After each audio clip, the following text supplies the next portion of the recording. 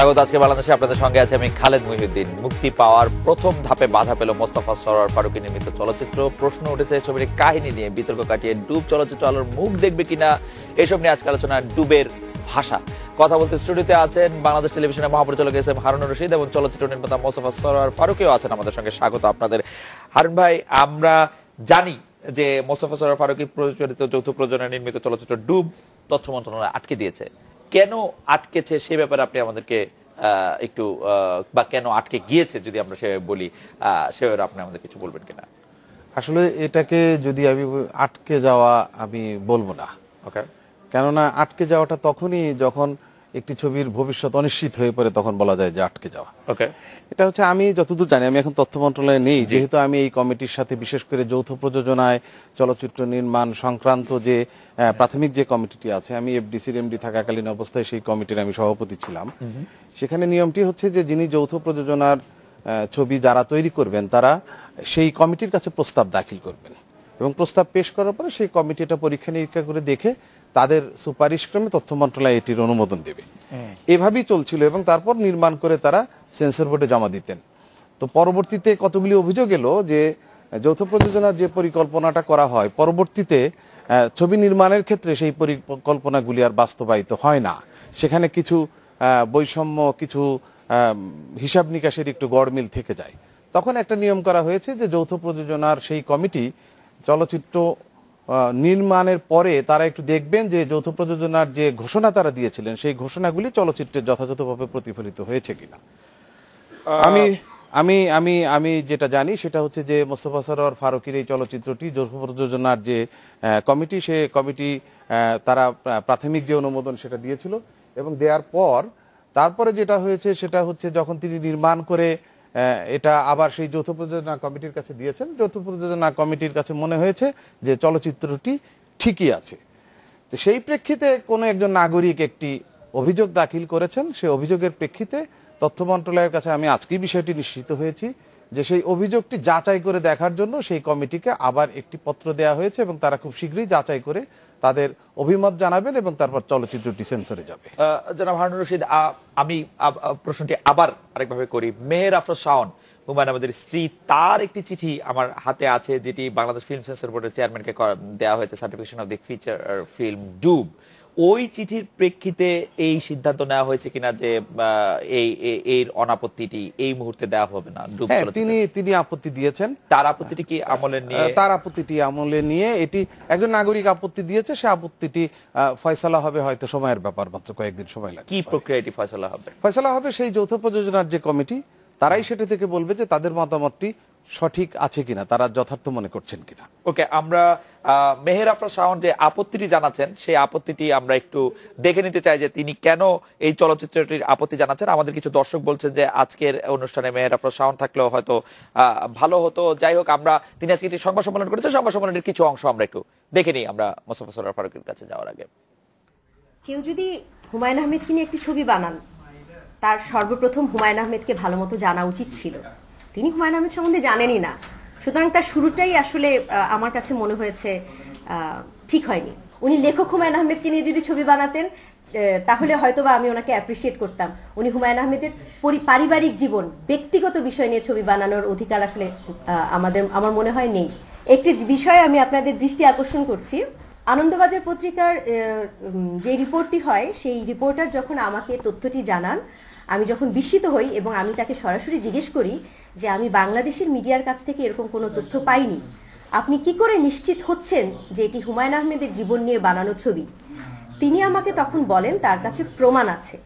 আমি বারবার বলার পরও তিনি আমাকে তখন প্রমাণটি দেননি, যেটি গতকাল একটি রিপোর্টে আমার আশঙ্কা যে একদম সত্য সেটি প্রমাণিত হয়েছে, যেখানে সেই রিপোর্টার ইন্টারভিউতে বলেছেন যে এই চলচ্চিত্রের পরিচালক নিজে আনন্দবাজার পত্রিকাকে জানিয়েছেন যে এই ছবিটি হুমায়ুন আহমেদের জীবন নিয়ে বানানো। মোস্তফা সরোয়ার ফারুকী, আমাদের দর্শকরা নানা ধরনের মন্তব্য করছেন, আপনি নিশ্চয়ই মেহের আফরোজ শাওনের আজকে সংবাদ সম্মেলনে দেখছেন। দর্শকদের মন্তব্যের মধ্যে রাজীব হাসান উনি মন্তব্য করছেন, সাহিত্য বা শিল্প ব্যান করা বিষয় না, গ্রহণ বা বর্জনের মধ্যে দিয়ে সাহিত্যের সবচেয়ে বড় বিচারক সাধারণ মানুষ। আবার কেউ কেউ অনেকেই বলছেন, অনেকগুলি নাম পড়তে সেজন্য বলছি না, যে এই পাবলিসিটি আপনার ছবিকেই অনেকখানি এগিয়ে দেবে, নেগেটিভ পাবলিসিটি করে আপনার এক ধরনের প্রচারণাও হচ্ছে। সবকিছু মিলিয়ে আপনি নিশ্চয়ই বলবেন। আমার একটি প্রশ্ন আছে, কেন হুমায়ুন আহমেদের জীবন নিয়ে ছবি, এবং কেন হুমায়ুন আহমেদের জীবন নিয়ে ছবি তার মৃত্যুর পর কোনো আলাদা কারণ আছে কিনা? আপনি তো কাহিনী হিসেবে অন্য যে কোনো কিছু নিতে পারতেন, আপনি হুমায়ুন আহমেদের কাহিনীকেই কেন পছন্দ করলেন? আপনি হুমায়ুন আহমেদের কাহিনী পছন্দ করতে পারবেন না সেটা আমি মনে করি না, আমি মেহের আফরোজ শাওনের বক্তব্যের সাথে একমত না, কিন্তু আপনি কোনো বিশেষ কারণ ছিল কিনা সেটা আমি জানতেই চাইছি। আচ্ছা, প্রথম কথা হচ্ছে যে আমি ছবিটা হুমায়ুন আহমেদ কিনে বানাইনি। আমার চরিত্রের নাম জাভেদ হাসান, এবং আমার ছবিতে শাওন, মেহের আফরোজ শাওন নামেও কোনো চরিত্র নাই। এবং আমার ছবিতে যে ঘটনাগুলো ঘটে, এই ঘটনাগুলোর সঙ্গে বেশিরভাগ ক্ষেত্রেই আমার ধারণা 90%-এরও বেশিরভাগ ক্ষেত্রে হুমায়ুন আহমেদের বাস্তব জীবনে কোনো মিল থাকার কোনো সম্ভাবনাই নাই। এখন কিছু কিছু ক্ষেত্রে মিল থাকতে পারে, সেটা কি? সেটা তো এখন পত্রপত্রিকা ফাঁস হয়েছে যে কন্যার মেয়ের সঙ্গে প্রেম হয়েছে, বিয়ে হয়েছে, বা যে কোনো কিছু। এখন এটার এই পুরো ব্যাপারটার তিনটা দিক আছে। প্রথম কথা হচ্ছে আইনগত দিক। আপনি জানেন যে শিল্পীর ফ্রিডম অফ এক্সপ্রেশন নিশ্চিত করার জন্য কেউ যেন বলতে না পারে, কারণ আপনি পৃথিবীতে এমন একটা গল্প, উপন্যাস বা সিনেমা পাবেন না যেটা কোনো না কোনো মানুষের জীবনের সাথে মিলে যাবে না। ফলে এখন কেউ যদি এসে বলে যে আপনি কেন এই ছবিটা বানালেন, তো আটকে দেওয়ার প্রশ্ন আসে। সেই কারণে এই ডিফেমেশন বা লিবেল থেকে বাঁচানোর জন্য একটা জিনিস আছে, ডিসক্লেমার, যেখানে বলে দেওয়া হয় যে এটা বাস্তবের কারোর সঙ্গে সম্পর্ক নাই, এটা একটা ওয়ার্ক অফ ফিকশন। এখন ওয়ার্ক অফ ফিকশন আসলে আপনি গল্প কিভাবে তৈরি হয়? আপনি হুমায়ুন আহমেদ আমার প্রিয় লেখক, আমার মানে কি, আমরা সবাই তার অরার মধ্য দিয়ে বড় হয়েছি। আপনি হুমায়ুন আহমেদের গল্পগুলোর দিকে যদি তাকান, এর কোন গল্পটা আছে যে গল্পটা আসলে আমাদের কারো জীবনের সঙ্গে মিল নাই? অনেকের গল্প অনেকের জীবনের সঙ্গে মিল থাকতে পারে। ফারুক ভাই, একটা জায়গায় কি একটু আসলে জিনিসটা পেচ লেগে যাচ্ছে। সেই পেচটা হচ্ছে আনন্দবাজারের যে সাংবাদিক, তিনি বলছেন যে আপনি তাকে বলেছেন যে এটি হুমায়ুন আহমেদের জীবন নিয়ে। আমরা তো আসলে ছবিটি দেখি নাই, আমরা জানতামও না, এবং আপনি তাকে এটি বলেছেন, জানিয়েছেন, সেই জন্যই হচ্ছে। আচ্ছা, এখন এটার উত্তরটা আমি আজকে সকালবেলা ফেসবুকে দিয়েছি। প্রথম কথা হচ্ছে এই যে, প্রথমত হচ্ছে এখন তো ছবিটার রেডি আছে না, ছবিটা তৈরি, প্রিভিউ কমিটি ছবিটা দেখেছে, তো ছবিটা দেখলেই তো বোঝা যাবে যে এটা হুমায়ুন আহমেদের জীবন হুবহু নাকি এটা আসলে ওয়ার্ক অফ ফিকশন। এটা তো ছবি দেখলে আপনি বুঝতে পারবেন। আনন্দবাজার পত্রিকার সাংবাদিক কি বলেছে না বলেছে সেটা তো প্রয়োজন। এখন জিনিস ready, you can see it yourself. দ্বিতীয় কথা হচ্ছে আনন্দবাজারের সাংবাদিককে বলেছেন কিনা আসছি সেটাতে। টাইমস অফ ইন্ডিয়া আগস্ট থেকে সেপ্টেম্বর মাসের সময় কোনো এক সময় আমার সঙ্গে যোগাযোগ করে যে আমরা এরকম একটা শুনতে পেরেছি, এটার মধ্যে এরকম একটা ওনার গল্পের ছায়ার মিল থাকতে পারে। তখন আমি তাকে বলেছি, এরকম তো ছবি আপনাদের দেশে আছে, ভারতবর্ষে অমিতাভ এবং জিয়া খানের প্রেমে মেয়ের বান্ধবীর সঙ্গে প্রেম করে, ছবির নাম হচ্ছে নিষাদ। আপনি আমেরিকায় আছে পয়জন আইভি, এরকম আরো ছবি থাকুক বা না থাকুক, এরকম ঘটনা অনেকের থাকতে পারে। তো আমি তখন তাকে ডিনাউন্স করেছি, আমি এটা যেন না ছাপে আমি তাকে ছাপতে নিষেধ করেছি। এখন এটা মাথায় রাখতে হবে যে ছবিটার তো মালিক আমি না, ছবির 3টা পক্ষ প্রডিউসার আছে। তো এখন আমাকে যদি আমার কলকাতা প্রডিউসার বলে যে আপনাকে এখানে ইন্টারভিউ দিতে হবে, আমি ইন্টারভিউ দিয়েছি, কিন্তু ইন্টারভিউর মধ্যে আমি কি বলেছি সেটা তো আনন্দবাজার অন রেকর্ড আছে। ইন্টারভিউতে আমি বলেছি ইটস নট এ বায়োপিক। আমি ইন্টারভিউতে না কোথাও ক্লেম করিনি যে ইটস এ বায়োপিক। আমাদের কোনো প্রমোশনাল ম্যাটেরিয়ালে বলা হয়নি ইটস এ বায়োপিক। আমরা ক্রেডিট লাইনেও কোথাও বলছি ইটস এ বায়োপিক। আপনি যদি কোনো ছবিকে দাবি না করেন যে ইটস এ বায়োপিক, আপনাকে কেউ বলতে পারবে না জোর করে যে আপনি বায়োপিক বানিয়েছেন। Right, exactly. কিন্তু ফারুকী ভাই, ওই জায়গাটা একটু আপনি বলবেন কিনা যে যখন আনন্দবাজার বলল যে হুমায়ুন আহমেদের জীবন নিয়ে ছবি বানিয়েছেন মোস্তফা সরোয়ার ফারুকী, কিছু লুকোছাপা করেছেন, এবং তিনি আপনি তো সেখানে কোনো আপত্তি আসলে জানান না। আমার কমেন্টটা যেটা, আপনি যদি আনন্দবাজার পত্রিকা আমার কমেন্ট দেখেন, জি, আপনি কমেন্ট দেখেছেন, সেখানে না। আর আনন্দবাজার অনেক কিছু গল্প বানিয়েছে তারা, যেমন ইরফান খান প্রচুর ভিডিও দেখে হেঁটেছে। ইরফান খান কি এই ছবিতে হুমায়ুন আহমেদের মতো হাঁটে? ইরফান খানের সাইজ আর হুমায়ুন আহমেদের সাইজ কি মিলছে? দাড়ির গেটআপ কি মিলছে? মানে এটা উদ্ভট কথা। তার অনেক কিছু তারা নিজেদের মতো করে কল্পনায় একটা ফানুস উড়িয়েছে। কিন্তু আমার প্রশ্ন হচ্ছে, এখন আমার ফানুস নিয়ে তো কথা বলার প্রয়োজন নাই, এখন তো আমার প্রোডাক্ট রেডি। আপনি এই ছবি এখানে আছে, ইউ ক্যান সি ইয়োরসেলফ যে এই ছবিটা কোনো সেন্সর কোড ভঙ্গ করে কিনা, এই ছবিতে অশালীন কিছু আছে কিনা, অনৈতিক কিছু আছে কিনা, কারো প্রতি ডিফেমেটরি কিছু আছে কিনা, সেটা আপনি দেখতে পাচ্ছেন ছবি। জনাব হারুন রশিদ, আপনি কি মনে করেন যে তথ্য মন্ত্রণালয় যে ছবিটিকে আটকে দিল, তো সেই ক্ষেত্রে মানে জনাব মোস্তফা সরোয়ার ফারুকী এর জন্য ক্ষতিগ্রস্ত যে হলেন সে তার দায় কে নেবে? না, ক্ষতিগ্রস্ত তিনি এখনো হয়েছেন এটা তিনি বলতে পারেন না, বা তার প্রযোজক বলতে পারেন না। একটা ছবি তৈরি হতেও তো কখনো কখনো একটু থমকে যায় নানা কারণে। তৈরি হওয়ার পরে যেটা হয়েছে যে সেটা একটি অভিযোগ এসেছে এবং এটা 12 তারিখে প্রিভিউ হয়েছে। 12 তারিখের পরে আজকে হচ্ছে 19 তারিখ। 7 দিনের মধ্যে এর মধ্যে উনি যে সেন্সরের ডেটটা পেয়েও যেতেন তার তো কোনো নিশ্চয়তা নেই, ওটাতে সিরিয়ালি আসতে হয়। ছবি যাবে, দেখানো যাবে কি যাবে না সেটা নির্ণয় করবে হচ্ছে ফিল্ম সেন্সর বোর্ড। আর এদের দায়িত্ব হচ্ছে, এই কমিটির দায়িত্ব হচ্ছে যে ঠিক আছে কি ঠিক নেই। এখানে যেটা হচ্ছে যে আমি একটা জিনিস একটু বলতে চাই, যে সেটা হচ্ছে যে আমি ফারুকীর সাথে একদম একমত। যে কোনো কাহিনী যে কোনো কারো জীবনের একটি অংশ বা খণ্ডিত অংশের সঙ্গে মিলে যেতেই পারে। এখন ফারুকী হুমায়ুন আহমেদের জীবনের কোনো একটি অংশ বা বিশেষ অংশ নিয়ে চলচ্চিত্রটি তৈরি করেছেন কিনা এটা তিনিই বলতে পারবেন। এই জাস্টিফিকেশন তাকেই দিতে হবে। আর সবচেয়ে বড় জাস্টিফিকেশন হচ্ছে দর্শকরা দেখে দেবেন। তো সেই দর্শকদের দেখার মতো জায়গায় তো আমরা এখনো পৌঁছাইনি। রাইট। এই ক্ষেত্রে আমি ফারুকী ভাইকে আবার একটু উদ্ধৃত করতে চাই। তিনি বলছেন সরকারকে যে বা যারা ভুল বুঝিয়েছে তারা আসলে বাংলাদেশকে বিব্রত করেছে। আপনি কি মনে করছেন যে দর্শক মানে সরকারকে ভুল বোঝানো হয়েছে, সরকারকে ওভারঅ্যাক্ট করছে? আপনি এখন সরকারের জায়গা থেকে দেখেন, জি, সেটা হচ্ছে যে একটি চলচ্চিত্র নির্মিত হয়েছে এবং ভারতীয় পত্রপত্রিকায় এটাকে একভাবে বলেছে যে একজন বিশিষ্ট লেখকের, সম্মানীয় লেখকের জীবনী নিয়ে কাহিনীটা তৈরি হয়েছে। সেই লেখকের পরিবারের একজন সদস্য একটি আপত্তি দিলেন এবং সেটি যদি আবার সরকার কগনিজেন্স একেবারেই না নেয় তাহলে তখন আপনি সেটাকে কিভাবে বিচার করতে? এই ব্যাপারে কি ফারুক ভাই কিছু বলবেন? আমি হারুন ভাইয়ের কথার সঙ্গে একটু যুক্ত করতে চাই। আগে হারুন ভাই খুব একটা ভ্যালিড জায়গায় গেছেন, দর্শকের জায়গায়। আমি যেটা একদমই একমত। এখন একটা সেন্টিমেন্ট তৈরি করার চেষ্টা করা হচ্ছে যে হুমায়ুন আহমেদ আমাদের আবেগের জায়গা, এই আবেগটাকে যেন ধ্বংস করা না হয়। হুমায়ুন আহমেদ তো আমারও আবেগের জায়গা। হুমায়ুন আহমেদ বাংলাদেশে আমাদের সময়ে বেড়ে ওঠা, আমরা তো হুমায়ুন আহমেদের বইয়ের ভেতর দিয়ে বেড়ে উঠেছি। এখন আমি একটা কথা সব জায়গায় বলি, আমি এটা আবারও এখানে বলতে চাই। হুমায়ুন আহমেদের কাছ থেকে আমি জীবনে বা আমার চিন্তার জগতে একটা বড় শিক্ষা আমি তার কাছ থেকে নিয়েছি। সেটা কি? সেটা হচ্ছে আপনি যদি হুমায়ুন আহমেদের সাহিত্যকর্ম দেখেন, উনি এমনকি যখন একজন খারাপ মানুষকেও আঁকেন এমন মমতা দিয়ে আঁকেন, আপনি কিন্তু ওই মানুষটাকে আপনি বুঝতে পারবেন তার ক্রাইসিসটা কি। ওনার কোনো খারাপ মানুষের মধ্যে আপনি দেখলে বুঝবেন, আপনি দেখবেন না যে এমন ভাবে আঁকছে যাকে দেখে আপনার মনে হবে যে এর চেয়ে জঘন্য মানুষ আর নাই। উনি খারাপ মানুষের মধ্যেও একটা মমতা নিয়ে আঁকতে চেষ্টা করেন, অর্থাৎ একটা খারাপ চরিত্র ওনার হাতে নিরাপদ থাকে।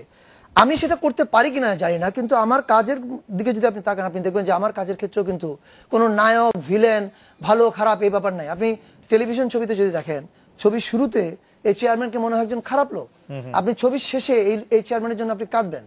ফলে আমি এই কাউকে ভালো বানানো খারাপ বানানো এই তত্ত্বে আমি বিশ্বাস করি না। দ্বিতীয় কথা, দর্শকে আসছি। এখন যেহেতু আমি এই তত্ত্বে বিশ্বাস করি না, আমার শিল্প তত্ত্ব এটা, ফলে আমার এই ছবি দর্শককে দেখাতে আমার কোনো ভয় নাই।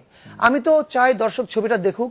বাংলাদেশের দর্শক ইজ সেন্সিবল এনাফ, তারা জাজ করতে পারবে, তারা ছবিটা দেখলে বুঝতে পারবে আমি কাউকে ছোট করেছি কি বড় করেছি সেই বুঝতে পারবে।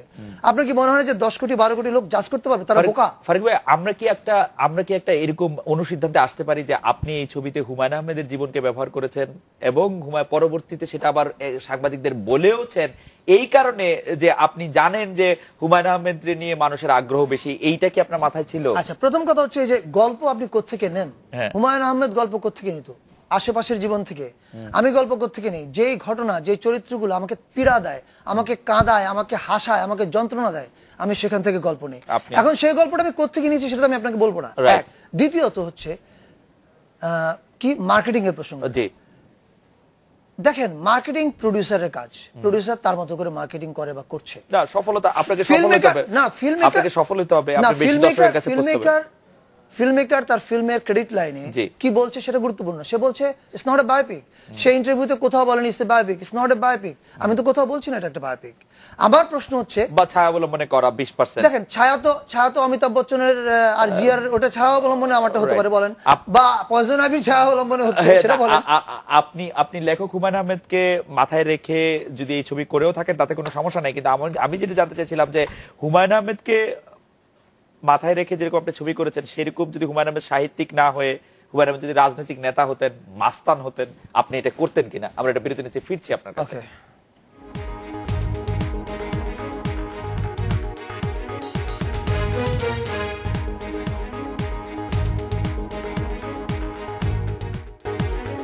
ফিরে এলাম আজকের বাংলাদেশে। মোস্তফা সরোয়ার ফারুকী, আমি জানতে চাইছিলাম যে হুমায়ুন আহমেদ লেখক না হয়ে যদি একজন রাজনীতিবিদ হতেন, একজন অন্য আরো অনেক ক্ষমতাবান লোক হতেন, তাহলে আপনি তার জীবনের ছায়া অবলম্বনে কোনো ছবি বানাতেন কিনা? আমি 420 বানিয়েছি, আপনি ভুলে গেলে চলবে না। জি। এবং 420-তে বাংলাদেশের রাজনীতির ভেতরের অলি গলি সব দেখিয়েছি। এবং আমি কিছুদিন আগে আমার এক মহল্লায় যেটা হয়, আপনি বিএনপির সঙ্গে সম্পর্কযুক্ত থাকবেন, আওয়ামী লীগ থাকবে, সবার সাথে তো সম্পর্ক থাকে। তো আমার এক বড় ভাই আছেন, উনি মিরপুরে একটা থানার আওয়ামী লীগের সভাপতি। তো ওনার মিলাদে আমাকে যেতে হয়েছিল, যেহেতু মহল্লার বড় ভাই। তো ওখানে গেলাম, যাওয়ার পরে আমি যখন বেরোচ্ছি তখন 420 কিন্তু অনেক আগে বানানো, আমি যখন বেরোচ্ছি তখন অজস্র ছেলে পেলে এসে সেলফি তুলছে, এবং এরা সব পলিটিক্যাল ওয়ার্কার।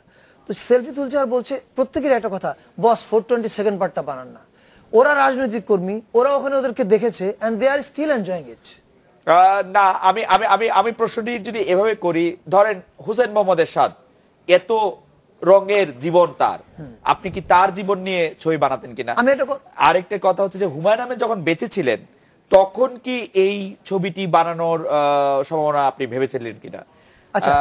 বা ছবিটি আসলে আপনি তার জীবনের এতটা এরকম হবে সেটি বানাবেন, সেটি কি করে ভাবলেন? বা আচ্ছা, ভাবনার প্রথম কথা হচ্ছে এই যে, আবারও বলে নিচ্ছি, এটা হুমায়ুন আহমেদের বায়োপিক না। এটা ছবিটা যখন দেখবে দর্শক বা যারা হুমায়ুন আহমেদের পরিবারের সঙ্গে সম্পর্কযুক্ত, তারা দেখবেন যে কোনো ঘটনাই হয়তো তাদের সঙ্গে মিলছে না। এটা একটা গেল। দ্বিতীয় প্রসঙ্গ হচ্ছে হুসেন মোহাম্মদ এরশাদের উপর বানাতাম কিনা, রাইট? জি। আচ্ছা, আমি মনে করি আপনি যদি আপনার গল্পগুলোকে এবং চরিত্রগুলোকে মানবিকভাবে ডিল করেন, তাহলে আপনার হাতে সকল চরিত্রই নিরাপদ, আপনি নির্ভয়ে যে কোনো চরিত্র ডিল করতে পারেন। আমি টেলিভিশনের চেয়ারম্যানকে যখন ডিল করছিলাম, এই ছবি যখন প্রিমিয়ার হয়, তখন হলিউড রিপোর্টার আমাকে একটা প্রশ্ন করেছিল, এই ছবি কি বাংলাদেশে রিলিজ হবে এবং হলে তোমার কি অবস্থা হবে? কারণ ওরা তো বাইরে থেকে ভাবে যে বাংলাদেশ মানে বোধহয় এখানে কথাই বলা যায় না।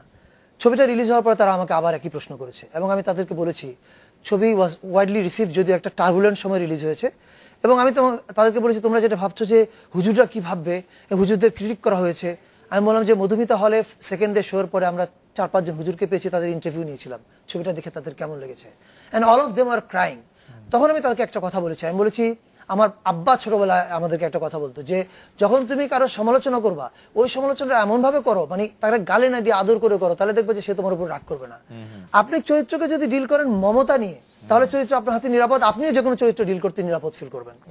আমি একটু আবার হারুন রশিদ আপনার কাছে আসি, যে আমাদের দেশে যখন ছবি নির্মাণের ক্ষেত্রে কাহিনী বেশিরভাগই বিদেশি কাহিনী অবলম্বনে করা হচ্ছে, নকল করার কথা আমরা শুনছি, ভালো ছবি যেখানে হচ্ছে না ওরকম কথা অনেক ক্ষেত্রে শুনছি, সেসব ক্ষেত্রে এই রকম 2-1টা প্রচেষ্টা যারা করছেন মোস্তফা সরোয়ার ফারুকীরা, তাদের কি পথে কাটাই বিচেতন হচ্ছে কিনা বেশি? না, আপনি কি আমি গত 5 বছর আমি সরকারের তরফ থেকে চলচ্চিত্রকে ফেসিলিটেট করার সাথে আমি সম্পৃক্ত আছি। আমি প্রথমেই বলি যে ফারুকীর এই চলচ্চিত্রটি, ডুব চলচ্চিত্রটির ব্যাপারে কিন্তু সরকার এখনো তার খুব বেশি উদ্বিগ্ন হবার মতন কোনো সিদ্ধান্ত কিন্তু এখনো গ্রহণ করেনি। সুতরাং এটা এখনই বিবেচনায় রাখা ঠিক হবে না। এর আগের যে ছবিগুলি আপনি যদি দেখেন, আপনি কি কোনো উদাহরণ দেখাতে পারবেন যে সরকারের এই সিদ্ধান্তের কারণে, তথ্য মন্ত্রণালয়, সরকার মানে তথ্য মন্ত্রণালয় অথবা সেন্সর বোর্ডের এই সিদ্ধান্তের কারণে ছবি আটকে গেছে, ছবি বিকশিত হচ্ছে না, ছবির ঝামেলা হচ্ছে, এরকম তো ঘটনা ঘটে? আটকে যাওয়া ছবির খবর আমি বলতে পারবো, আসলে বলতে পারবো না, ব্যাপারটা এরকম নয়। এবং আপনাদের রুচি অনুসারে ছবি বানানো হচ্ছে সেই কথাও আমি বলতে পারবো, মানে সেটি আবার একটা লম্বা আলোচনা হয়ে যাবে, আপনার কাছে বাসির গল্প হয়ে যাবে সেটি বলা। সেটা হচ্ছে আমি বলি যে আটকে দিয়েছেন যে ছবি, সেই ছবিও আছে, সেরকম ছবি তো আছে, নাই তো সেরকম না। আটকে আপনি যদি দেখেন যে ভারতের কথা যদি বলি, ভারতেও তো ছবি আটকে যায়, রাইট, সেখানেও তো আটকে যায়, নানান কারণে আটকে যায়, যেতেই পারে। কিন্তু আপনাকে চূড়ান্ত বিচারে দেখতে হবে যে সেটা আটকে যাওয়াটা আসলে কেন আটকে গিয়েছিল সেটা বিশ্লেষণ। আমি কি একটু যুক্ত করবো এখানে হারুনের সাথে? যদি সরকারের নীতিমালার কথা বলেন, এটা আমাকে বলতেই হবে। আসলে আমার সবাই আমাকে ঠোটকাটা হিসেবে জানে, আমি যেটা সমালোচনা করার স্পষ্ট করি, যেটা প্রশংসা করার স্পষ্ট করি। হারুন ভাইরা যখন ডিল করছিলেন চলচ্চিত্র নীতিমালায়ন পলিসি, আমি মনে করি এটা বাংলাদেশের সিনেমার সবচেয়ে কঠিন একটা সময় ছিল, নানামুখী চাপ, প্রেশারের মধ্যে, এবং একটা বিপর্যস্ত ইন্ডাস্ট্রি এবং চাপের মধ্যে ছিল। আমি একটা জিনিস আজকে হারুন ভাইয়ের সামনে অনেস্টলি বলা উচিত, যে ওই সময় যে পলিসিগুলোর ক্ষেত্রে ওনারা কাজ করে গেছেন, এটা আমি মনে করি এটার বেনিফিট বাংলাদেশ আরো 10-15 বছর পরে দেখতে পারবে, এবং আমি মনে করি that was the best time policy লেভেলে কাজের কথা। এখন আবার খারাপ টাইম নো নো সে পলিসি এক্সিকিউট করার ব্যাপার আছে, আমি বলছি পলিসি লেভেলে তারা যে কাজগুলো করেছেন তখন অনেক রকমের চাপ ছিল, সেই চাপগুলো তারা কিভাবে বুদ্ধিমত্তা এবং দেশপ্রেম নিয়ে মোকাবেলা করেছেন সেটা অনেক কথা আমি খুলে বলতে পারছি না, কিন্তু আমি জানি। হারুন ভাই বলছিলেন যে আপনারা ছবি বান্ধব সরকার, চলচ্চিত্র বান্ধব সরকার। অবশ্যই আমি আপনাকে একটি কথা বলি, আমি প্রথমে ফারুকীকে আমি একটা ব্যাপারে আশ্বস্ত করতে চাই, আমি এখনো তথ্য মন্ত্রণালয়ের পেরিফেরিতেই আছি, যে সরকারের কোনো সিদ্ধান্ত দ্বারা আপনি ক্ষতিগ্রস্ত হবেন না, আপনার চলচ্চিত্র আমিও বিশ্বাস করি হবে না। আমরা মেহের আফরোজ শাওনের আজকে যে সংবাদ সম্মেলন আছে সেখানে তিনি একটি অভিযোগ করছেন যে যেহেতু ভারতীয় গণমাধ্যম, আমরা যদি পত্রিকাটির কথা আবারও বলি, আনন্দবাজারে আসলে প্রথম আপনার কাছ থেকে বা আপনাদের শিল্পীদের কাছ থেকে শুনেই এটি জানা গেছে এটি হুমায়ুন আহমেদের জীবন নিয়ে। কারণ আনন্দবাজার রিপোর্টটি করেছিল এরকম, কেন এত লুকোচুরি করা হচ্ছে হুমায়ুন আহমেদের জীবন নিয়ে ছবি করার ক্ষেত্রে। মেহের আফরোজ শাওন বলছিলেন যে তার দুটি ছোট ছোট সন্তান আছেন, তার পরিবারের অন্যান্য সদস্যরা আছেন, তারা এবং পরবর্তী প্রজন্মের লোকেরা হুমায়ুন আহমেদ সম্পর্কে একটি খণ্ডিত এবং বিকৃত বিভ্রান্ত রূপ পেতে পারেন, যেটি আসলে হুমায়ুন আহমেদের প্রতি জাস্টিস করা হবে না তাকে। প্রথম কথা হচ্ছে এখানে তো হুমায়ুন আহমেদ নাই কোথাও, আপনি বলেছেন বলেই সেই হুমায়ুন আহমেদের কথা এসেছে। আমি কোথায় বলেছি? আনন্দবাজার ওই রিপোর্টে আমার অন রেকর্ড কোডটা কি, আপনি তো আমার অন রেকর্ড কোড দেখবেন, আমি বলেছি ইটস নট এ বায়োপিক, ছবিতে বলছি এটা বায়োপিক না। আমরা যখন কোথাও বলছি এটা বায়োপিক না, আপনি এটা জোর করে বায়োপিক বানাচ্ছেন কেন? আপনি এটা একটা দৃশ্য তো হুমায়ুন আহমেদের সাথে মিলবে না, এটা গেল একটা। দ্বিতীয় কথা হচ্ছে এই যে কার প্রতি মানে সন্তানদের কথা বলা হচ্ছে, নানান কিছু বলা হচ্ছে, ছবিটা আমরা দেখি, দর্শক তো বুদ্ধিমান, দর্শক তো ছবিটা দেখলে বুঝতে পারবে ওখানে কাউকে আক্রমণ করা হয়েছে কিনা, কাউকে ছোট করা হয়েছে কিনা, কাউকে কি করা হয়েছে কিনা, এটা দেখা যাচ্ছে, এটা ছবিতে আছে, লুকায়িত কিছু তো নাই ওখানে। আপনি মনে করছেন দর্শকদের ছবিটি দেখা উচিত এবং তারপরে এই বিষয়টির উপর মন্তব্য করতে? আমি বলছি আমার কোনো ভয় নাই, অন্য কারো যেন ভয় না থাকে। আমরা একটা বিরতি নিচ্ছি, বিরতির পর যখন ফিরে আসবো তখন জনাব এস এম হারুন রশিদ আপনার কাছ থেকে একটি বিষয় জানতে চাইবো, যে যৌথ প্রযোজনার ছবি, সেই যৌথ প্রযোজনার ছবির কিছু ভালো দিক আছে, কিছু খারাপ দিক আছে। একটি দিকের কথা দর্শকরা বলছেন যে আমাদের দেশের সরকার যদি মনে করেন যে এই ছবিটি আসলে দেখানো উচিত না, তাহলেও কিন্তু এটি অন্য দেশে মুক্তি পাবে এবং বাংলাদেশের মানুষ অন্যভাবে সেটিকে দেখতে হবে। সেটি ভালো না খারাপ, এবং যৌথ প্রযোজনার ছবি আপনি যে অনুমোদন দিয়েছেন সেটি বাংলাদেশের ছবির জন্য ভালো হয়েছে কি খারাপ হয়েছে সেটিও আমরা একটু শুনবো। আমরা একটা বিরতি নিয়ে ফিরি আপনার কাছে।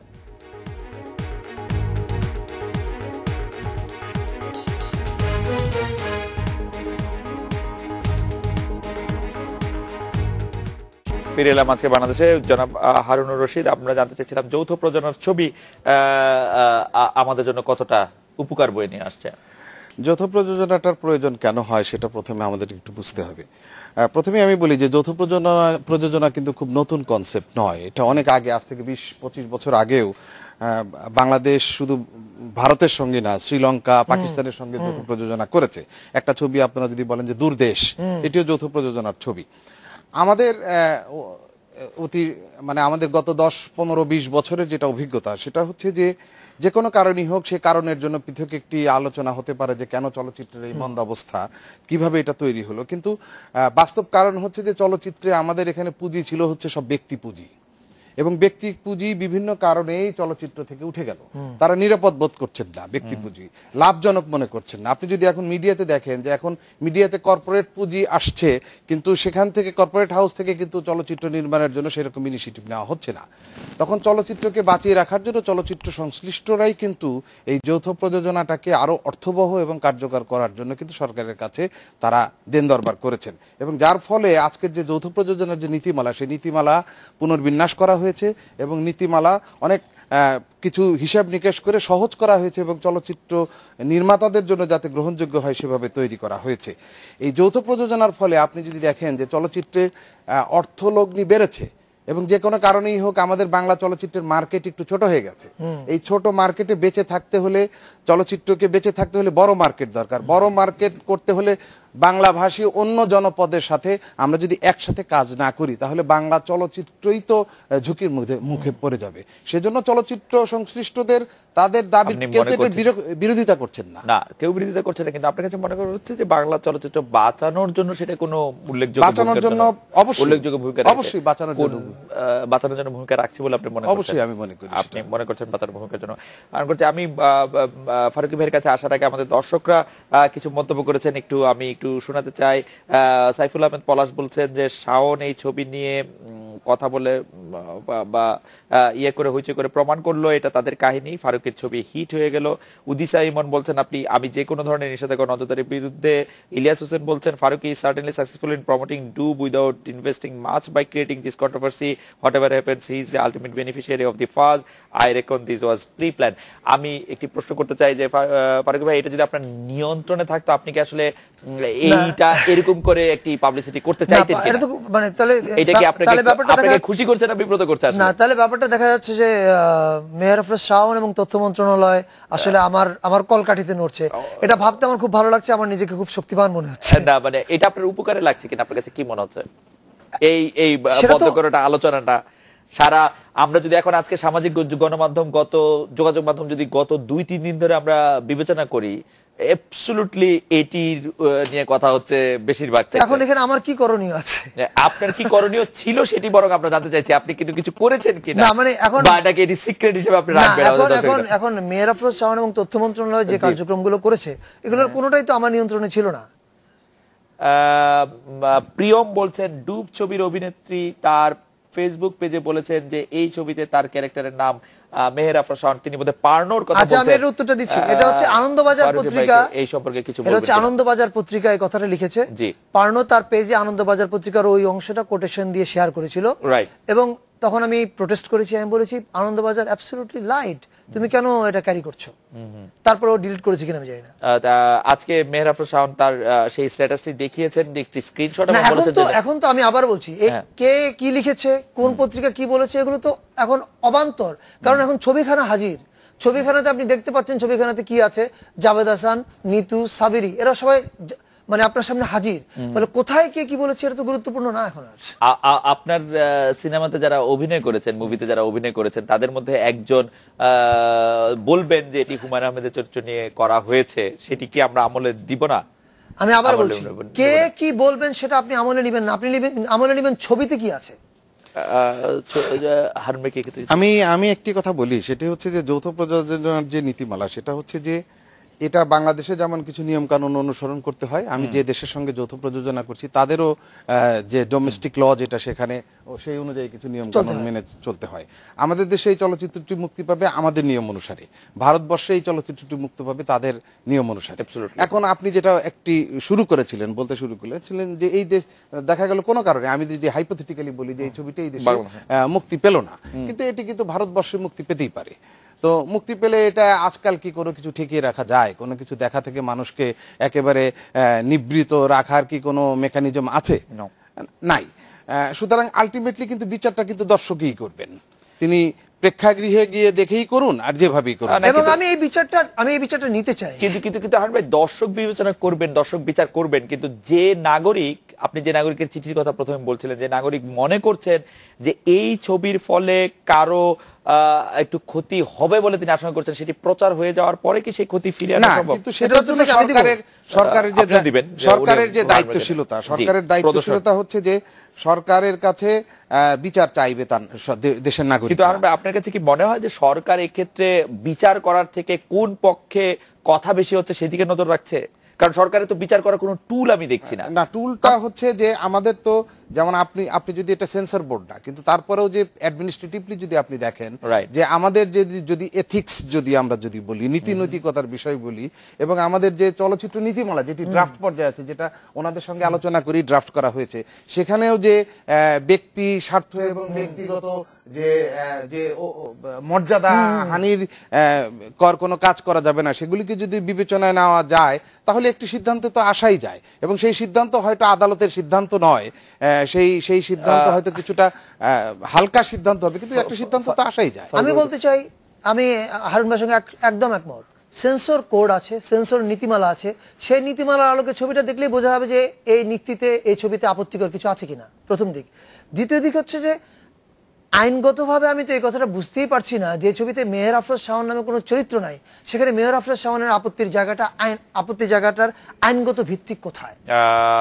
তবে একটা জিনিস আমি বলি, আমি ফারুকীকে একটু বলতে চাই, সেটা হচ্ছে যে আসলেতেও ঝঞ্ঝাটটা শুরু হয়েছে কিন্তু আমাদের এখানে নয়, ঝঞ্ঝাটটা শুরু হয়েছে অন্য জায়গায়, এবং সেখানে বোধহয় একটু কথাবার্তা বলার ক্ষেত্রে বা স্টেটমেন্ট দেওয়ার ক্ষেত্রে আমরা আরেকটু সচেতন হলে, আর একটু দায়িত্বশীলতার পরিচয় দিলে এই অবস্থাটা তৈরি নাও হতে পারে। আমি স্বীকার করি, এবং আমি মনে করি আনন্দবাজারের রিপোর্টটা, যদিও আমার কোটেশনটা তারা লিখেছে যেটা বায়োপিক না, কিন্তু আমি মনে করি আনন্দবাজারের রিপোর্টটা একটা অহেতুক মানে অনেকগুলো ধূম্রজাল তৈরি করেছে। কিন্তু ফারুক ভাই, বায়োপিক না বলে আসলে আপনি কি বুঝিয়েছেন? আপনি বুঝিয়েছেন যে এটি তার জীবনী না, না বায়োপিক মানে হচ্ছে জীবন ছবি না। না, বায়োপিক মানে হচ্ছে যেমন এটা যদি খালেদ মহিউদ্দিনের বায়োপিক হয়, তাহলে খালেদ মহিউদ্দিন নামে একটা চরিত্র থাকবে এবং তার জীবনে যা যা ঘটেছিল তা দেখানো হবে। রাইট, এটি বায়োপিক না। আপনি তো এই কথার আড়ালটি নিয়েছেন যে এটি বায়োপিক না, কিন্তু মানে আপনি এখানে থেমেছেন হয়তো। শিল্প, কিন্তু আপনার এখানে এটাকে বলে শিল্পের আড়াল। জি। এবং শিল্পীর এই ফ্রিডম এক্সপ্রেশনের জন্য শিল্পীকে আড়ালটা নেওয়ার সুযোগ সারা পৃথিবীতে দেওয়া হয়েছে। সেটা কি, যে আপনি কোনো চরিত্রের নাম, যেমন আমি যদি আজকে খালেদ মহিউদ্দিন নামে একটা ছবি বানাই এবং খালেদ মহিউদ্দিনের ঘটনা দেখাই, তখন আপনি প্রশ্ন করতে পারবেন যে ভাই এই ঘটনাগুলো তো আমার জীবনে ঘটেনি, আপনি এটা কেন দেখাচ্ছেন? রাইট। কিন্তু যদি আপনি আমি আসলে একদম 10 জনের একজন, কিন্তু কেউ, আমি যদি আসলে মোস্তফা সরোয়ার ফারুকীর ছবি নিয়ে একটি ছবি বানাই এবং তার নাম দেই খালেদ মহিউদ্দিন, আপনি যদি মোস্তফা সরোয়ার ফারুকী নামে ছবি বানান, আমার জীবন কাহিনী নিয়ে ছবি বানান এবং আমার নাম ব্যবহার না করেন, সেখানে আমাকে একটা কুৎসিত লোকে দেখান হিসেবে দেখান, তবু আমার কিছু করার নেই। ধরেন আপনাকে তো আইনটা বুঝতে হবে। আচ্ছা, আপনার কিছু করার নেই, কিন্তু আপনি কিছু করবেন কিনা? না, কেন আপনি কিছু করবেন মানে যেখানে আমার নাম নাই সেখানে আমার কি বলার আছে? আমি আপনারও একটি খুব মানে আমি বলবো যে আপনি খুব একটি আকর্ষণীয়, যে আপনি বাংলাদেশের চলচ্চিত্রের ধারা বদলে দিলেন এবং নানা ধরনের আমার জীবদ্দশায়, আপনি তো 8-10 জন লোকের মতো না। আমার জীবদ্দশায় আমাকে ট্রোল করে 21 টেলিভিশনে 20 মিনিটের অনুষ্ঠান হয়েছে আমার মতো সাজিয়ে একটা লোককে, আমার জীবদ্দশায়। এবং 21 টেলিভিশন আমাকে জন্ম দিয়েছে, সেই টেলিভিশনের এমডি কে ফোন করার আমার ক্ষমতা ছিল, আমি একটা ফোনও করিনি। আচ্ছা, আপনার অবগতির জন্য একটা জিনিস আমি বলি কি, যে সেটা হচ্ছে যে আমি জীবনী নিয়ে ছবি করিনি বা জীবনী নিয়ে কথা বলিনি, কিন্তু যদি জীবনী বলে যদি কোনো বিভ্রান্তির তৈরি হয়, কোনো যদি বিতর্ক তৈরি হয়, সেই বিভ্রান্তি এবং বিতর্কের কিন্তু একটা পরিসমাপ্তি ঘটা উচিত। কারণ হচ্ছে আমরা জানি যে আমাদের মজলুম জননেতা মাওলানা ভাসানী যখন একটি বিশেষ পরিস্থিতির সময়, সেই কলোনিয়াল সময়, তাকে বলা হলো এই ঘটনার বিষয়ে আপনি কিছু বলবেন না, তখন তিনি একটি জনসভায় বলেছিলেন যে এরকম এরকম এরকম এরকম ঘটনা ঘটেছে, সেটা আমি বলতে চাই না, কারণ আমাকে বলতে নিষেধ করা হয়েছে। এভাবে বলা হলে তখন কিন্তু একটা সমস্যা থেকেই যায়। আমাদের এই দর্শক এসআই অন্তর, তিনি বলছেন ডুবের প্রচার বাড়ানোর পিছনে শাওন এবং আজকের বাংলাদেশ যথেষ্ট। যাই হোক, আমরা একটা বিরতি নিচ্ছি, বিরতির পর ফিরে আসবো দর্শকদের কাছে এবং দর্শকদের সঙ্গে নিয়ে অতিথিদের কাছে। আমার একটি প্রশ্ন থাকবে যে এই বিষয়গুলো আসলে আলোচনা করে ঠিক করে না নিলে আমরা কবে কখন কাকে নিয়ে ছবি বানাতে পারবো না, সেই বিষয়ে আসলে এইটি ওরকম ভাবে সেটেল হওয়া সম্ভব কিনা, যেটি আসলে একটি গাইডলাইন হিসেবে কাজ করে, যেটি ফারুক ভাইয়ের কাছে আমি আগে জানতে চাইছিলাম বিরতির পরে, যে গভর্নমেন্টের কাছে কি এরকম টুল আছে আসলে এটি বিবেচনা করে, যে কারণে অনাপত্তি দেওয়া হচ্ছে না, সেইটি বিবেচনা করার টুল গভর্নমেন্টের কাছে আছে কিনা। আমরা এটা বিরতি নিয়ে ফিরছি আপনার কাছে। ভালো প্রশ্ন।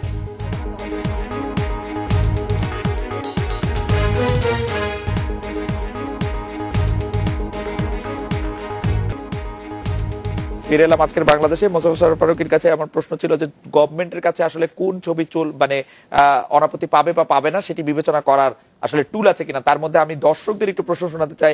রাকিবুল হাসান, উনি বলছেন, আমার মনে হচ্ছে ফারুকী সাহেব বারবার আমার কথা উনি বলছেন, প্রশ্ন বারবার এড়িয়ে যাচ্ছে। তিনি বলছেন বায়োপিক না, কিন্তু বলছেন না হুমায়ুন আহমেদের জীবনের অংশ আছে কিনা। এই চলচ্চিত্রের সাথে জড়িত অনেকেই বলছেন এটা হুমায়ুন আহমেদের জীবনী, তাই ফারুকী সাহেবের কাছে কূটনৈতিক না সোজা সাপটা উত্তর চাই। অন্যদিকে আরেকটি প্রশ্ন আছে হচ্ছে এরকম, যে ডুব ছবির ব্যাপারে যদি মেহের আফরোজ শাওন ভুলই বুঝে থাকেন, আপনি কি কোনোভাবে তার সাথে যোগাযোগ করে তাই সেই ভুল ভাঙাতে চেষ্টা করেছেন কিনা, করবেন কিনা, করা উচিত কিনা, এই দুটি ব্যাপারে যদি, তিনটি ব্যাপারে যদি একটু বলেন। প্রশ্ন হচ্ছে যে গভর্নমেন্টের কাছে টুল আছে কিনা। তিনটা জটিল প্রশ্ন। গভর্নমেন্টের কাছে সেন্সর কোড আছে, জি, সেন্সর নীতিমালা হচ্ছে গভর্নমেন্টের টুল, এবং ওই নীতিমালার আলোকে গভর্নমেন্ট বিচার করবে যে এটার মধ্যে আপত্তিকর কিছু আছে কিনা এবং মানে এটা কারোর জন্য ডিফেমেটরি কিনা, রাইট। আর দ্বিতীয় হচ্ছে এর সেকেন্ড টুলটা হচ্ছে যেটা আগেও বলেছি, দর্শক ছবিটা যখন মুক্তি পাবে দর্শক তখন দেখেই বুঝতে পারবে কাউকে ছোট করা হয়েছে কিনা, কাউকে হ্যাও করা হয়েছে কিনা, বা কাউকে কিছু করা হয়েছে কিনা। আর দর্শক বন্ধুর প্রশ্ন যে আমি বলছি এটা বায়োপিক না, কিন্তু বলছি না কেন যে হুমায়ুন আহমেদের জীবনের কোনো ঘটনা আছে কি নাই। আপনি যখন একটা ছবি বানাবেন, পৃথিবীর কোনো ফিল্ম মেকার তো মানে আইনগত বা তার তার আমার যে কাজের যে জব ডেসক্রিপশন সেটা আমাকে বলে না যে তুমি তোমার গল্প বলে দাও। আপনি ছবিটা গিয়ে দেখেন, দেখলে তো বুঝতে পারবেন যে কোন অংশ কোথা থেকে ইন্সপিরেশন আসে কি নাই। এক, দ্বিতীয়ত হচ্ছে আরেকটা কি প্রশ্ন, আর একটা প্রশ্ন হচ্ছে যে ডুব ছবি নিয়ে যদি মেহের আফরোজ শাওন ভুলই বুঝে থাকেন, তার সাথে যোগাযোগ করে সেই ভুলটি ভাঙানোর চেষ্টা আপনি করেছেন কিনা, করবেন কিনা, বা করা উচিত কিনা? এটা এটা আমি জানি না, এটা এটা এটা এটার উত্তর কি হবে আমি জানি না। তবে আমি যেটা বুঝি যে আমি একটা গল্প লিখেছি, গল্পটা আমি পাণ্ডুলিপি জমা দিয়েছি, এবং গল্পটা বাংলাদেশে জমা দেওয়ার আগে এনএফডিসি ফিল্ম বাজারে এটা স্ক্রিপ্টের জন্য অ্যাওয়ার্ড পেয়েছিল। তারপর আমরা এখানে জমা দিই, এরপরে ইন্ডিয়াতে মিলে আমরা শুটিং করি, শুটিং করার পরে ছবি দেখে। এখন ছবি দেখার পরে যারা প্রিভিউ কমিটিতে আছেন বা যারা পরবর্তী সেন্সর বোর্ড আছেন, তারা দেখবেন যে এখানে কোনো আপত্তিকর কিছু আছে কিনা। আপত্তিকর কিছু থাকলে তারা সেটা বিবেচনা করবেন।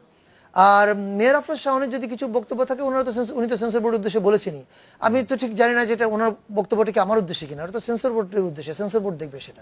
না, আপনার উদ্দেশ্যে কিছু বক্তব্য আছে যে আপনি তাকে হুমায়ুন আহমেদকে সেভাবে ব্যক্তিগতভাবে চিনতেন না, হুমায়ুন আহমেদকে নিয়ে আমি মনে করি যদি কোনো বা যদি আপনি যে যা বলছেন আর কি, যে ছবিটি দেখে সিদ্ধান্ত নেওয়া হচ্ছে, সেই ক্ষেত্রে দর্শকদের জানার আগ্রহটা হচ্ছে এই জায়গায়, সেটি হচ্ছে যে কথা বলে এটি সমাধান করে নেওয়া যেত কিনা, যেহেতু আপনি আন্তর্জাতিক কিছু আমি হুমায়ুন আহমেদকে চিন্তাম না, এই প্রসঙ্গে আবার আসছি।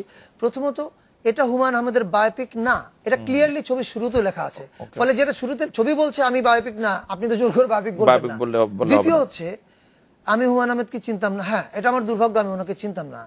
কিন্তু পৃথিবীতে তো আমি অনেক মানুষকে চিনি না, এবং আমার আগে জন্ম নিয়েছেন অনেক খ্যাতিমান বিখ্যাত মানুষের সঙ্গে আমার দেখা হয়নি, এবং আমার পরে আমি যখন এই পৃথিবীতে থাকবো না তখনও অনেক খ্যাতিমান মানুষ আসবেন যাদের সঙ্গে আমার দেখা হবে না।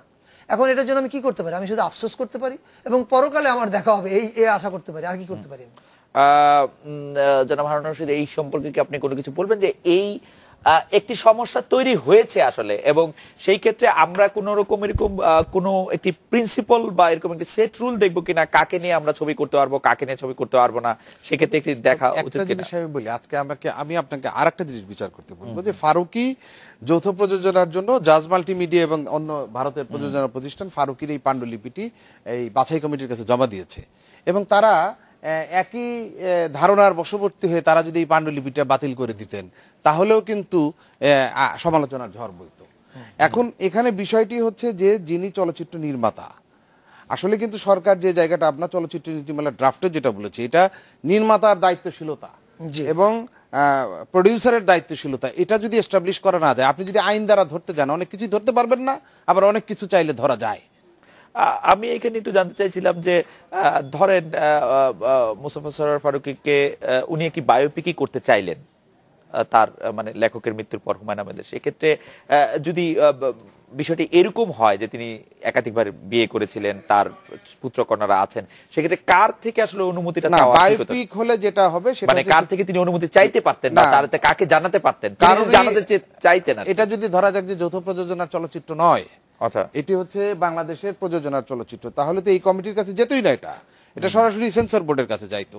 আর কোন চলচ্চিত্র বানানোর জন্য কারো অনুমতি নেওয়ার প্রয়োজন হয় না। বাংলাদেশের আইন কি বলে? বাংলাদেশের আইনে অনুমতি নেওয়ার কোনো প্রয়োজন নেই। বাংলাদেশের আইনে এইরকম অনুমতি নেওয়ার কোনো প্রয়োজন না। আপনি বাংলাদেশে কোনো চলচ্চিত্র তৈরি করবেন, সেই চলচ্চিত্র তৈরি করার জন্য নির্মাণের আগে কোনো অনুমতি নেওয়ার কোনো, ধরা যাক আমি বাংলাদেশের কোনো সাবেক রাষ্ট্রপ্রধানকে নিয়ে কোনো একটি ছবি করতে চাই যিনি এখন আর পৃথিবীতে নেই, তাকে নিয়ে ছবি করার জন্য আমার কাউকে অনুমতি নিতে হবে? না, কারো অনুমতি নিতে হবে না। তবে একটি অনুমতি আছে, সেটি হচ্ছে একটু ভিন্ন, সেটি হচ্ছে জাতির পিতা বঙ্গবন্ধুকে নিয়ে কোনো চলচ্চিত্র করতে হলে তারা বলেছেন যে বঙ্গবন্ধু মেমোরিয়াল ট্রাস্টের কাছ থেকে ছাড়পত্র নিতে হবে, স্ক্রিপ্ট জমা দিতে হবে, স্ক্রিপ্ট জমা দিতে হবে। শুধু এই ব্যাপারটি কি শুধু বঙ্গবন্ধুর ক্ষেত্রে প্রযোজ্য? এটা ওই ট্রাস্টের যে তাদের যে গাইডলাইন সেখানে তারা বলেছে, এবং সেটা সেই গাইডলাইন্সটি সরকার কর্তৃক গৃহীত। ধরা যাক আমি যদি এখন একটি 111 নিয়ে একটি ছবি করতে চাই জেনারেল মঈনুদ্দিনকে সামনে রেখে, সেই ক্ষেত্রে আমি কার থেকে অনুমতি? এখানে তো কোনো বাধা নাই, বাধা নিষেধ নাই। তবে হ্যাঁ, সেন্সর বোর্ড যখন এটা সেন্সর দেখবে যে এই চলচ্চিত্রটি নির্মাণের ফলে যে সেন্সর কোডের কোথাও কোনো ঝামেলা লঙ্ঘন হয়েছে কিনা। আরেকটি হচ্ছে যে যে কোনো ইতিহাস ভিত্তিক ছবি তৈরি করতে হলে দেখতে হবে যথেষ্ট গবেষণা হয়েছে কিনা, সেই মানে কাজটির ইতিহাস জন্য। ভিত্তিক ছবি হলে যেতে হবে যে গবেষণা আছে। এক কথায় ফারুকী ভাই, আপনার ছবিকে আপনি কি ইতিহাস ভিত্তিক ছবি বলতে চান, একদমই ফিকশন বলতে চান, যেটি আপনি বারবার বলছেন একদমই এটা ফিকশন? 100% work of fiction. একদম 100 ভাগই হচ্ছে Work of work of fiction। Fiction. এই ছবিটি আমরা একদমই শেষ পর্যায়ে চলে আসছি। আপনি যারা এই ছবিটি বিবেচনা করছেন এবং যেখানে মানে এই আপত্তির চিঠিটিও আমার কাছে আসছে, যেটি রয়েছে, যে আপত্তির চিঠিটি দেওয়া হয়েছে, আপনি কি এই ছবি সম্পর্কে আর কিছু বলতে চান? আমরা একদম 20 সেকেন্ড। আমি একটা কথাই আরেকবার বলতে চাই, সেটা হচ্ছে এটা একটা গল্প। আমরা গল্প এবং ইতিহাসকে যেন গুলিয়ে না ফেলি, আচ্ছা, ট্রু ফ্যাক্ট এবং আর্টকে যেন গুলিয়ে না ফেলি। এটা একটা গল্প, এখানে আমরা একটা মানবিক গল্প বলেছি, এখানে কিছু মানবিক চরিত্র আছে, এগুলোকে আমি মানবিকভাবে হ্যান্ডেল করার চেষ্টা করেছি। দর্শক সিনেমা হলে যাবে, এই বাইরে অনেক হইচই হচ্ছে, আমি চাই দর্শক এই যখন হলে যাবে এই হইচই থেকে বের হয়ে একটা শান্ত, একটা নিমগ্ন জায়গায় ডুব দিয়ে এই ছবিটা দেখুক, এবং দেখে তারা যদি দেখে যে চরিত্রগুলোর অসহায়ত্ব তারা ফিল করতে পারছে, এবং সিনেমা হল থেকে বের হওয়ার সময় যদি তাদের মুখ থেকে একটা কথা বের হয় যে আহারে জীবন, দেন আইল বি রিয়েলি হ্যাপি। আমার বক্তব্য হচ্ছে যে আমাদের চলচ্চিত্র আপন শক্তিতে যাতে দাঁড়ায় তার জন্য সরকারও সহায়তা করছে, আমরা সবাই চেষ্টা করছি। আমাদের এই সময় এমন কোনো একটি পরিস্থিতি সৃষ্টি হওয়া উচিত না বা কাম্য না, যেটা আসলে চলচ্চিত্রের যে ইফেক্টিভিটি এবং চলচ্চিত্রের যে গ্রহণযোগ্যতা নিয়ে নানা ধরনের প্রশ্ন এবং বিতর্কের সৃষ্টি হয়, তাহলে কিন্তু আলটিমেটলি চলচ্চিত্রই ক্ষতিগ্রস্ত হবে। জনাব হারুন রশিদ, জনাব মোস্তফা সরোয়ার ফারুক, আপনাদের অনেক ধন্যবাদ। এই ছিল আজকের বাংলাদেশে, দেখা হচ্ছে আগামীকাল এই সময়। শুভরাত্রি।